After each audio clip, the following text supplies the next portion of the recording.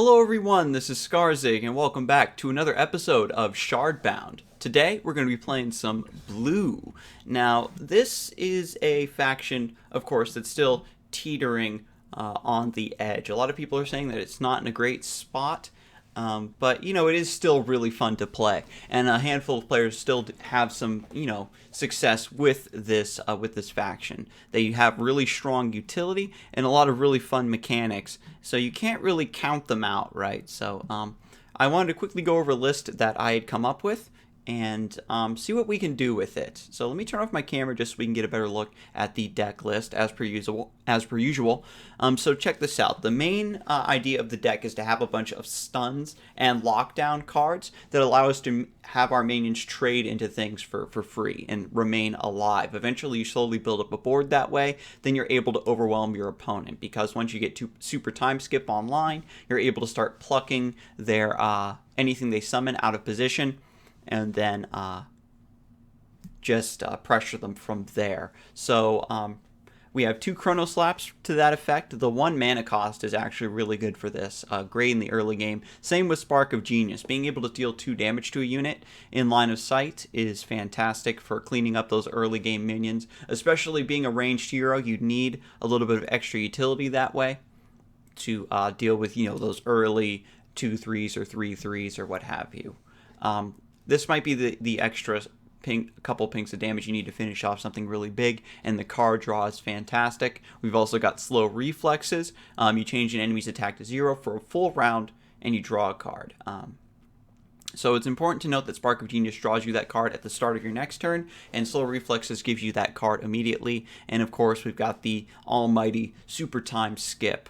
Now, one of my main gripes with Blue is I feel that they're a bit too reliant on Super Time Skip, where in other factions the legendary minions are just they're really strong and they're like just icing on the cake, but they aren't like particularly mandatory, right? Like you can run decks without super time skip feel really gimped, but the value that this brings to the table is fantastic. Even just the ability to move your own minions with your hero power is a great ability in its own right, and the fact that you get a little 2/1 body along with that is what allows Super Time Skip to be worthy of that legendary slot. And so moving on to the minions, we've got Timesmith, which is a card that was not recommended, right? Some of the other players I talked to about the Fate Keepers, getting some tips and tricks, some recommendations for good cards and some bad cards, that sort of thing. The thing with Timesmith is that the earlier you draw it, the better it is. And if you top deck it late game, it's absolutely horrible. The thing, though, is that if you get it online early game, you get it combos off of Spark of Genius, it combos with Tome Keeper to start gaining HP. And then suddenly you have this really tanky 1-drop that you're just able to help, clean up bodies that get close to you and just bodyguard and body block for your hero. So I think that the overall positive utility it offers to the deck is worth the slot, even though, again, if you don't draw them early, they feel really bad. If you are very impartial to Timesmith and you don't like it, Brave Scryer is probably an interesting addition to the deck, so you can rig your draws. And then there's other really great 1-drops like Arcanum Steward or Novice Knight. Just do what you feel. But we're sticking with the Timesmith for now. We've also got 2 Baffling Presence. It's a 2-mana 3/4 that can move through enemies and terrain, so this can reach backline threats pretty easy, and again sets up really great value trades for us by weakening key opponents. Baffling Presence also is sort of a bugger for melee heroes because you take away their attack and then suddenly you're able to trade into them for free. Duskblade, again, same purpose, just great for early control, taking down minions, combos really well with our movement abilities with the hero power. We can pluck minions out of position, and the Duskblade can go in and finish them off. Even better if you can combine that with a stun, and the Duskblade gets to stay healthy and keep on trucking. Tome Keeper, again, just for card draw. There are strategies in blue decks where they'll run Super Time Skip and just one other spell, so that Tome Keeper is almost guaranteed, to just draw the Super Time Skip. You get it into your hand immediately as quick as possible and get the Super Time Skip just up and running super early, and then the extra value of those anomalies are really going to help you out and just kite your opponent's minions back away from you. I find, however, that even when I do get super time skip into my hand on 4 mana, it's usually too big of a tempo loss to just straight up cast it. Basically, you're skipping your turn. It's better, in my opinion, to wait until 6 mana, so at the very least you can cast super time skip and move something out of the way and get that anomaly. At least get a use out of your upgraded hero power the turn that you cast the super time skip. But that's just personal preference. And so continuing into the deck list, we've got Rift Trickster here, which swaps positions with a minion in line of sight. And so you can think of this a little bit like Moya Primal, where you're able to get your minions into position a little bit better or pull enemy minions out of position. This was recently changed from a 5/4 to a 4/5. And I actually didn't mind it when it was a 5/4. It was a bit frail, so you had to be very conservative with it. But, making it have 5 HP is going to allow it to survive a lot more things, and you'll be able to take advantage of that ability. And so Rift Trickster, really sets up some really dank Duskblade trades for this list. I would like one interesting card that I'm not running in this list that is probably something you'd like to think about is the Shockblade Smuggler. Where is it? A 3 mana 4/4. But I'm really not sure what I'd cut for it. Maybe Mind Melters.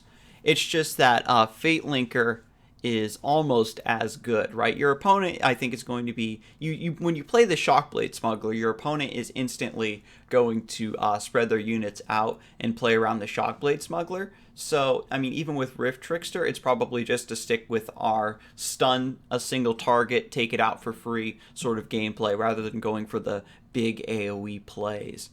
But that's just something that I've been experimenting with.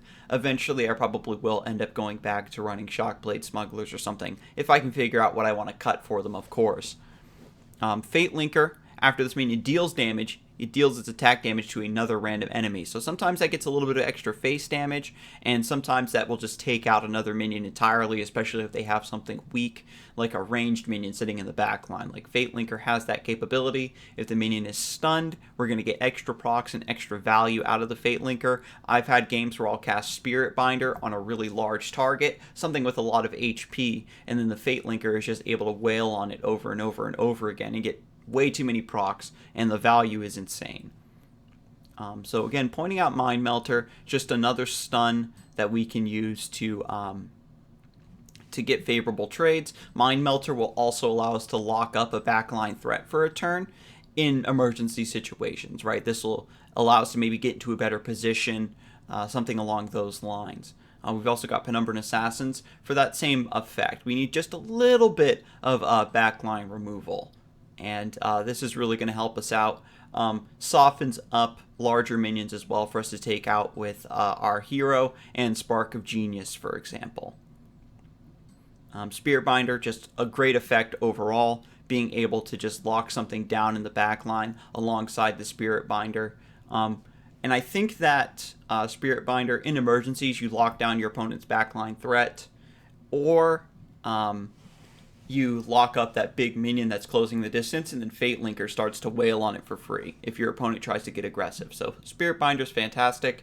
We've also got Prism Dancer, which, as a 6 mana 4/7 ranged minion, you have to make sure that the board is prepped for this thing to come down, because if it'll probably get cleaned up by single target removal, but if it sticks, it can set up some really, basically unwinnable board states for your opponent. They're not able to close the distance as effectively. They aren't able to create space as effectively. And then you can just get a bunch of damage in. We've also got the Skywatch Dragoon, which is just another tech card to deal with backline flyers. This is an inclusion basically thinking of, what are they called? Raptor Reeve Wings, that have the splash, which really screws over this deck. So being able to just one-shot a flying minion is great. It's one of the greater weaknesses of the deck. So having this additional tech in the deck really helps out, and sometimes just that 2 damage ping can come through in the long run. Now, towards the late game of the deck, of course, we've got the Kraken High Shepherd Cattell package, because High Shepherd Cattell buffs all the tentacles, and your hero power allows you to move the tentacles around. Normally, those minions cannot move. So being able to reposition the tentacles is really strong alongside High Shepherd Cattell, and your anomalies are also buffed by the High Shepherd. Furthermore, in the late game, we have the Astral Phoenix. When it dies, you summon Moon and Star at random locations, and when Moon and Star arrive on adjacent tiles, they reform the Astral Phoenix. And because of our hero power, we're able to make sure that they link up as quickly as possible. One interesting thing I'd like to point out is I might want to get my hands on the Crystal Queen.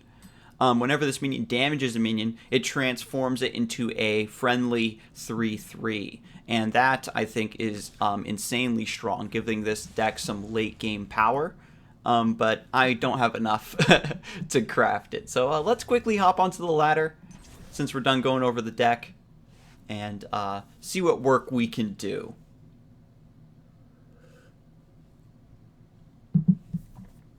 And so the patch notes were pretty interesting. I initially thought that they were just doing maintenance, like back-end maintenance to optimize the game better for low-end PCs, but they actually put a couple balance changes in there too. They changed Rift Trickster. I like that they want blue to rely on that a little bit more. The ability is kind of pricey still though, right? At 2 mana, really eats into your mid-game plays. So you do need to make sure you have some sort of setup. But I think the ability to just, switch your Duskblade into place to get a really key target, that kind of stuff is really strong. And it's within line of sight. Ooh, up against red. So this will be a really great test of the deck. Because I'm not sure if this is going to be OTK or not. Baffling Presence. Is that worth to keep? No, I'm going to hard mulligan because Timesmith is what I want to try to get my hands on. Duskblade, that'll do. I think that's going to be a little bit stronger for us. So we've got 2, 3, 4, 5. And going first on Reaver's Mire, you want to just instantly start pressuring the high ground, pardon me. The honeycombs are messing with me. So this is a pretty interesting play. What I think I'm going to do is hit the lad and use my hero power to just throw it back away from me. Take things really slow. Go for that value. Because I could develop Duskblade this turn, but there's nothing on the board that I actually want to use Duskblade against. And because I can just take out the lad this way, probably better. Oh, and he's going to body block for it. Fantastic. So now I can retreat off of the high ground, get a Duskblade up, and then if he ever moves that lad into my line of sight, then I just get to kill it. Okay, so now that I'm on 3 mana, I can get the Rift Trickster up and running. This'll be great. So I can shoot the Efficiency Expert, run away. I am, of course, still in... I've got no plan. I am still in attack range of the Efficiency Expert. So I could shove this as well and then retreat. But that feels like a really bad idea to not develop anything for 2 turns. I think I could easily get overwhelmed if I take that line. And if I draw into Spark of Genius or something, then that will allow me to maybe make a bit of a comeback. So we're just going to get the Rift Trickster up and running. I'm here.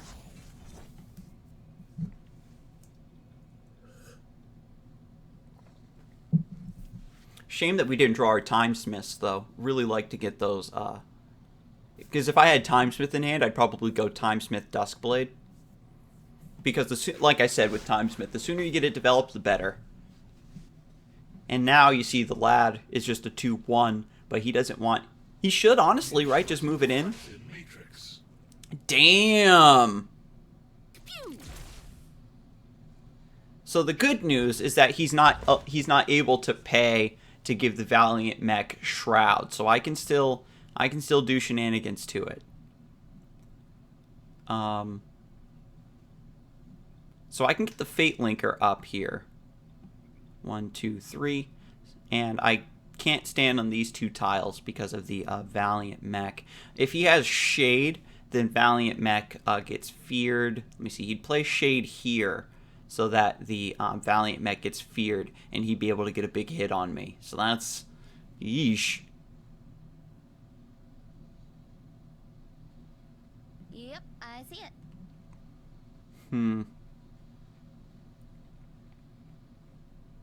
That's tough. Because the Rift Trickster can hit that. That's probably best.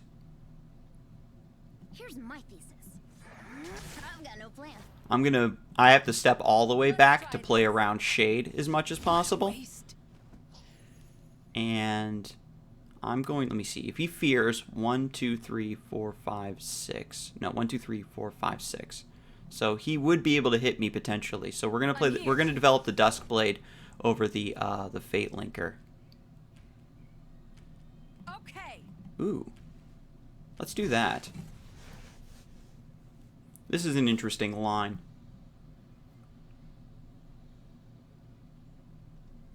This actually gets punished by Hound Class Mech. Now that I think about it, Hound Class Mech played on this space, runs in to punch the Duskblade for 3, and then he finishes off with his hero, and then the Valiant Mech gets to come in. But if that's the case, then I can just keep shoving the Valiant Mech, or Spirit Binder it. And again, this whole sequence is specifically to play around Shade. When your opponent has a really big stat stick minion on board, you have to just treat it as though it has 6 damage, because that 6 movement, because that's so ridiculous.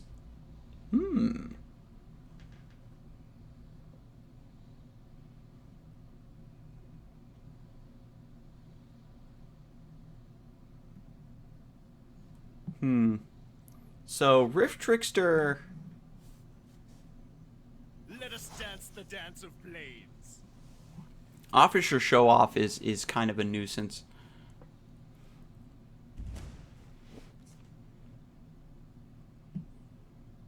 Yeah. And he moved here to play around Duskblade, moving up to here, and then Rift Trickster swapping with it and reaching Officer Show Off, because I think I would totally do that. Because it only has 1 attack, but if he buffs it, then Officer Show Off becomes a real pain in the ass. You see, I've got 5 mana.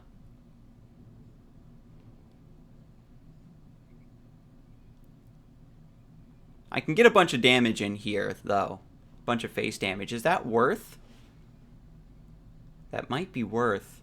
Preserve the Duskblade, maybe just run in with the Rift Trickster. If I run in with the Rift Trickster, then his hero and Officer Show Off get to kill it because it only has 2 HP. So I could Spirit Binder Officer Show Off, but that's probably Let's do this. not a good line. Ha! Let's try this. Okay. So I think we're just going to do this. And then get another Rift Trickster up. Yeah. This'll be great. While he's pressuring us and his minions are still back here and need to move into position, we're just going to try to get some pot shots and hit him a little bit. Here. Yikes. Whoo! The 50-50. Dear God. Like I said, if Officer Show Off gets buffed, then he's just going to start wreaking havoc on us. So it's a 2/7 range minion. That seems to be like his whole gimmick.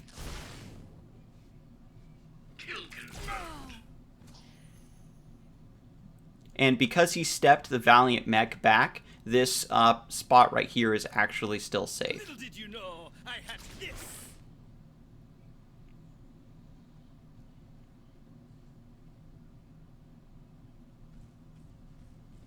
And he's protecting the officer show-off.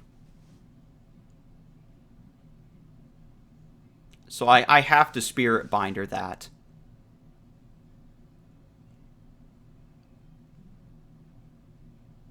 And I can Chrono Slap the Valiant Mech. And then get some more damage in. So we're really hoping we don't bleed out here. And the thing with Spirit Binder is that I'm here. he can just scrap this potentially if that's one of his last 2 cards in hand. I've got no plan. What the heck? Why don't I have line of sight here? I think it's because he's standing there. If I move up here... No, look, you can see I have line of sight bubbles turned on, so I can't actually get in line of sight of the Valiant Mech. That's really obnoxious. Let's do this. Alright, so be it. Yeah. Ha! Ha! Yep, I see it. You just gotta keep up the pressure, I guess. Here's my thesis.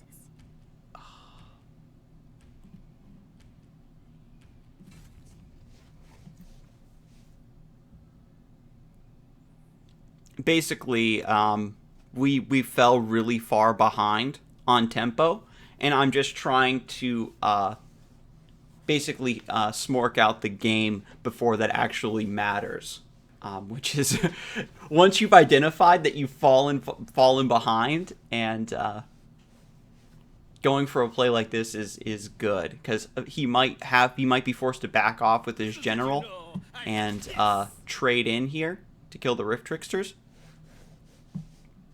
And then that gives me potential to play Fate Linkers. I need to kill this ranged minion, but a 2/7 that can attack twice is... Oh my god.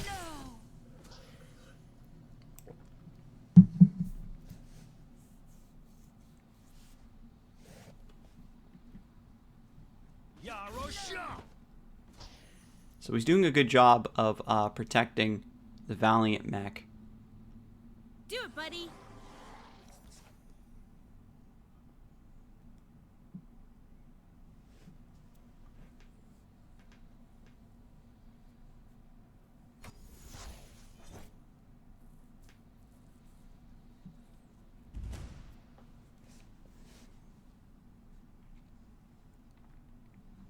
So I can Mind Melter the Valiant Mech. Kill the lad.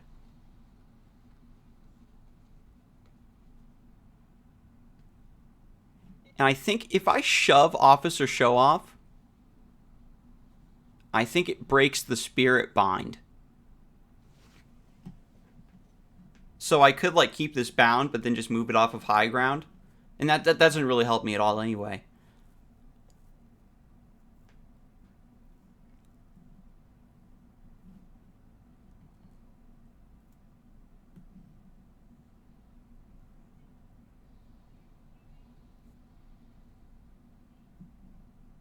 I'm here. Let's see, we've got 2 mana. Here's my thesis. Okay, bye. Sorry, sir. Nap time.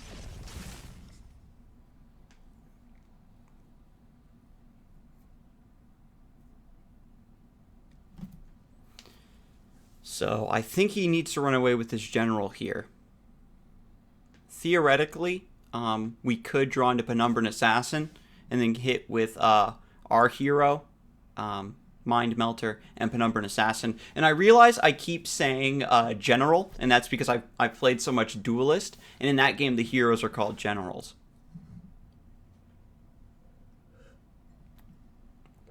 But when I say general, I mean hero.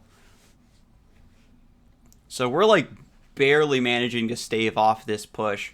Normally we'd like to combo all of these stun effects with bodies on board, but we were forced to just kind of go aggressive with the Rift Tricksters rather than using them for utility and getting better trades. I'm here. Oof.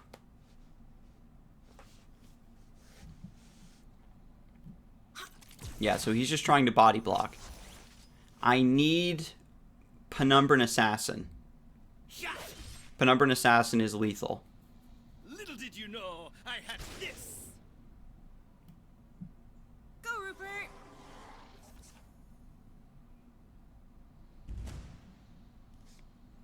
Ugh. Jeez Louise.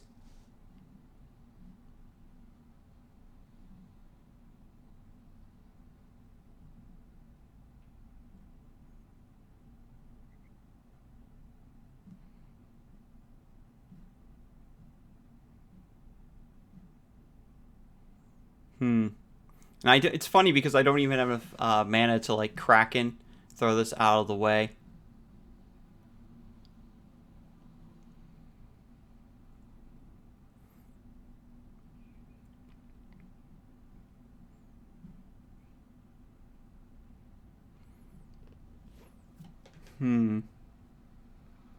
I could trade and double Fate Linker.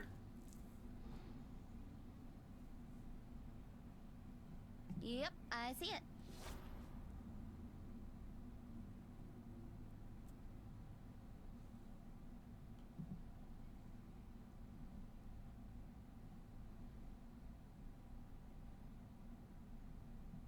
So many options. And it's like if I throw the bolstered Gizmo, the Valiant Mech gets body blocked.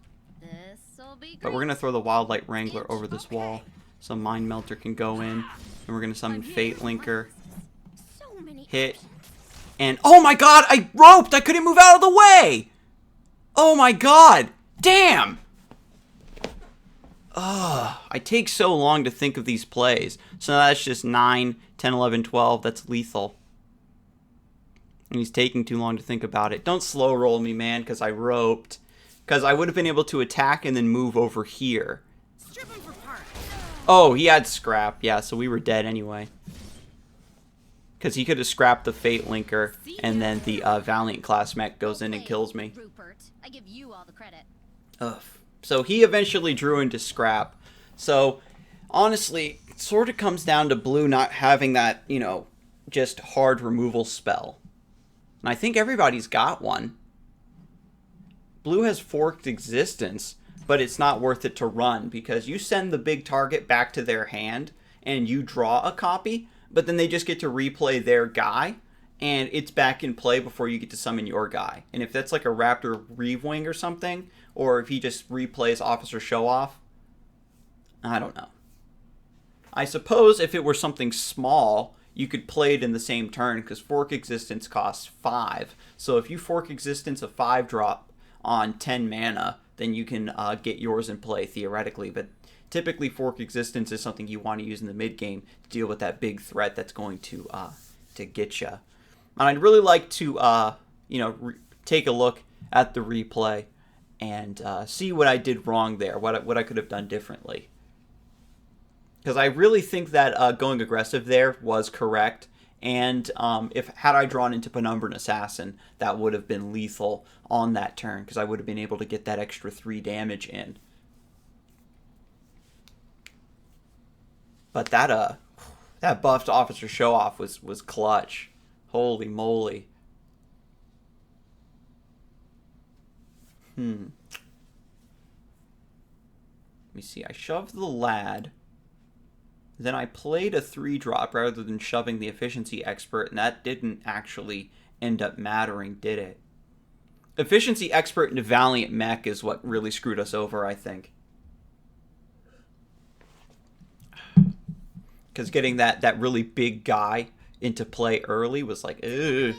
And he did play it really well, taking over the high ground, and body blocking the minions that he didn't want to get hit. So this, the Spark of Genius I definitely want early because it draws you a card and helps you control the early game.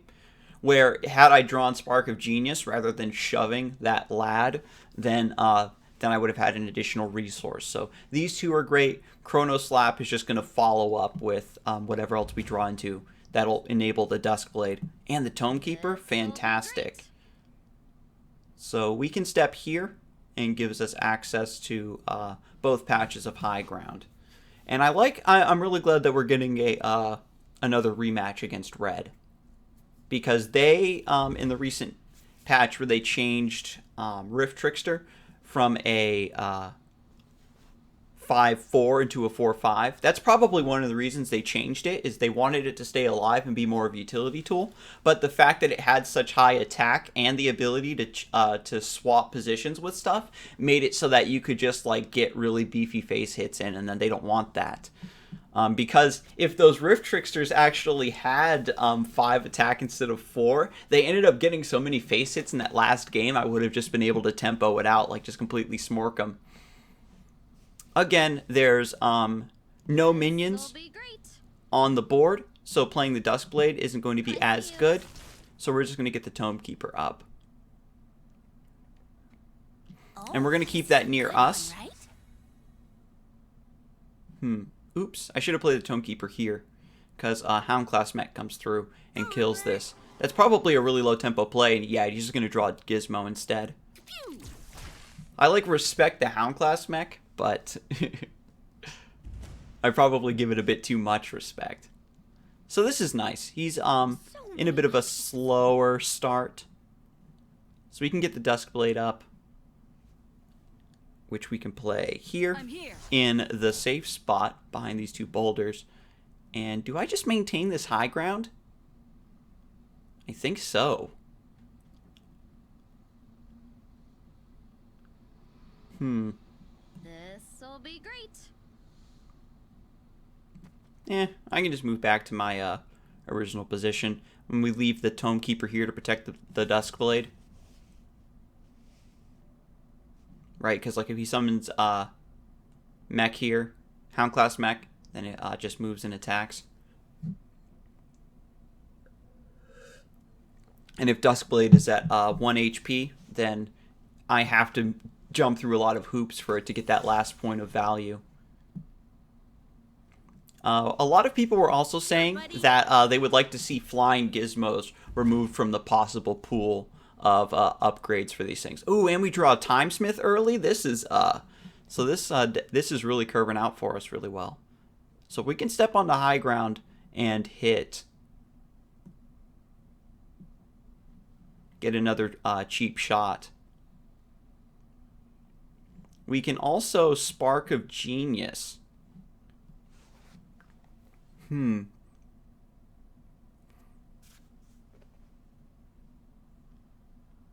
Right, and then draw an extra card to buff the Timesmith. And this is probably one of the few games where playing Super Time Skip on 4 is correct, because I felt like Super Time Skip it's a bit too much of a tempo loss if you just spend your 4 mana not doing anything. This'll be great. I see you. And so I think I'd rather just wait for Super Time Skip and play it on 6, because I don't really have a 6 mana play right now. Yeah, so we're just gonna Timesmith and Spark of Genius. Feels kind of bad not using that to take down a minion, but drawing 2 cards at the start of my next turn will buff the Timesmith and give me more options. So there's a Silver Wing.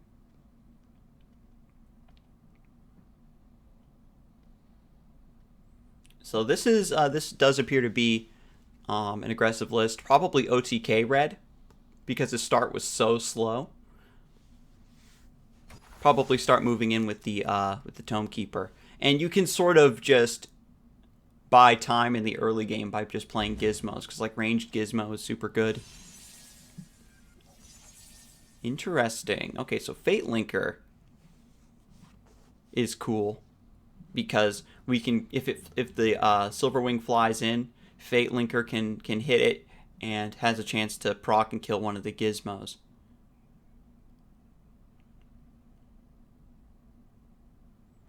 We can also Mind Melter here.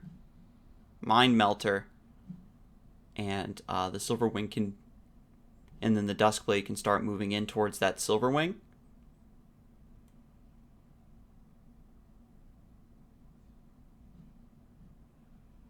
Do I just want to Spirit Binder? Here's my thesis. I've got no plan. I see you. And having the Zapper Gizmo like this is actually really devastating for me. I've got no plan. Because I can't move in. Maybe Fate Linker is correct. I have to worry about Static Discharge though, because this flies in, hits, and then Static Discharges my whole line. So I think Mind Melter is correct here. I'm here. Okay, now, Let's try this. Let's do this.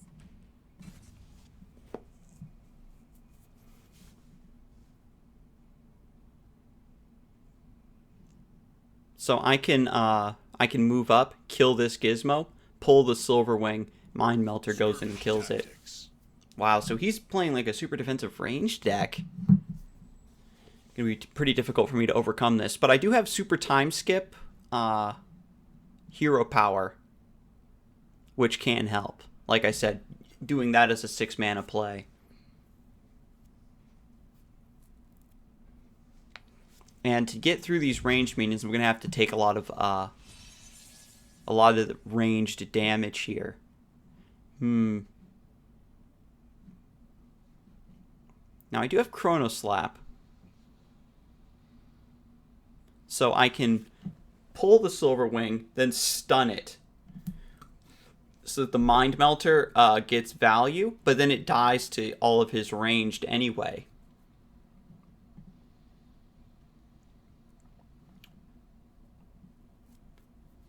Fate Linker, I think, is what I want to get online this turn after all. Fate Linker and Baffling Presence. But then I won't be able to pull the Silverwing. So just Fate Linker and then pull the Silverwing. Yep, And let him trade into it. here it is. I've got no plan. Bump. And again, taking out the Silverwing just allows us to Okay. Yeah. get around the what's it? Okay, now, And I'm going to split my forces here. Let me see. Zapper Gizmo could kill, and then the Queen's Guard would just move back and kill the Tome Keeper. So that's actually not very good. So we're just going to I'm here. play the Fate Linker. And if he doesn't respect me properly, then Super Time Skip plus Hero Power, Chrono Slap will allow the Fate Linker to... Well, the Fate Linker gets to hit ranged minions for free, regardless. So if he wants to get cheeky, just get face damage here. The Zapper Gizmo steps down, kills, wrench, and then the Queen's Guard hits. Then I get to pull it, and then Fate Linker goes in and punches it. No. Okay.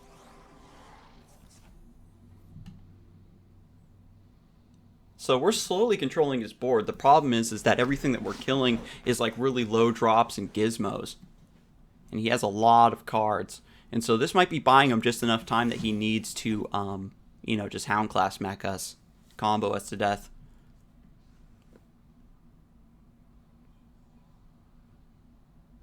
Because we really haven't been putting the pressure on.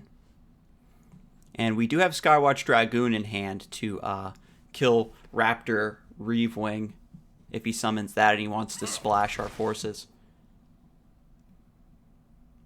Alright, cool.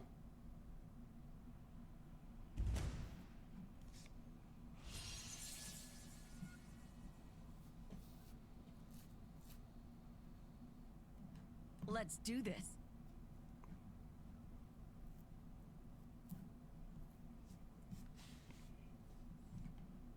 Let's try this.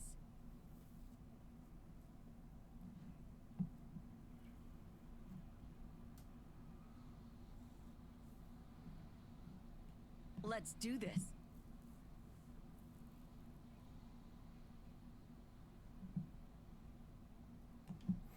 I like this spirit binder here onto the Queen's Guard.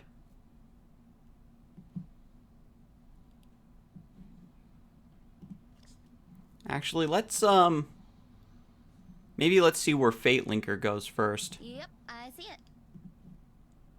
Scooch.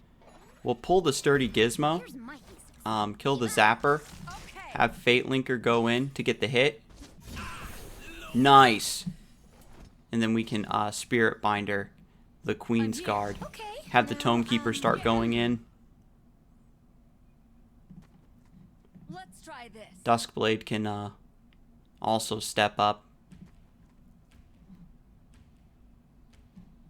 Yep, I see it.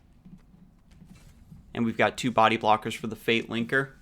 And so now it can just start wailing on this Queen's Guard. It'll get 2 rotations of damage. Ooh! So scrap onto the Spirit Binder is actually really good for us, because now Astral Phoenix gets to come down potentially. And Timesmith, because we developed it early and then used the Spark of Genius, like, it has some additional HP and can survive this shot. And if the Queen's Guard steps up to just kill the Tome Keeper, just so we can kill something this turn, then we get to yank it and then hit it with the Fate Linker. Mm-hmm.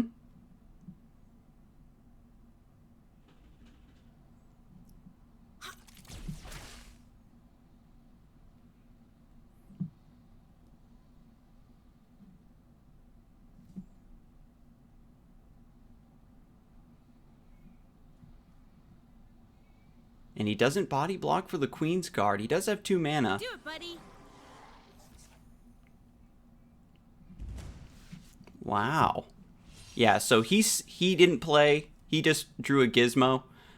He's got a lot of cards in hand. Probably, again, just doing the OTK build. So Fate Linker does its attack damage to another random enemy. So using the tune-up on the Fate Linker is really good. Do I feel like even using Super Time Skip? Do I need the Anomaly? I suppose it'll help out to just get bodies on the board, smork it out. Here's my thesis. So we step here. So many options. Let me see, 3. Timesmith will be in range too, so I can get this damage here. Yep, I see it. Pull the Queen's Guard. Astral pattern. Slap. Let's do here. Tune up the Fate Linker so it one-shots Queen's Guard. Let's do 4 damage goes face. Let's try this. Okay, now, Oh, he concedes. Okay. the sun sets under the Whew. wave of storm. So we got a really decent start there, and we, even though I didn't want to, we did play very conservative there, respecting the ranged minions until we got a good enough setup to go in. So you can kind of see how if our opponent's too passive, it allows us to set up and then snowball the game. But if our opponent gets a really good start, then there's a chance that we get awkward draws. So, I mean, this is a longer video, but I like that it was able to show off, you know, a lot of different aspects of blue right now, where it does have potential if you get certain setups and certain plays, but can fall behind very easily. So let me know what you think of blue. Let me know what builds you have seen or have used that are doing really good work for you, and I will see you next time. Have a good one.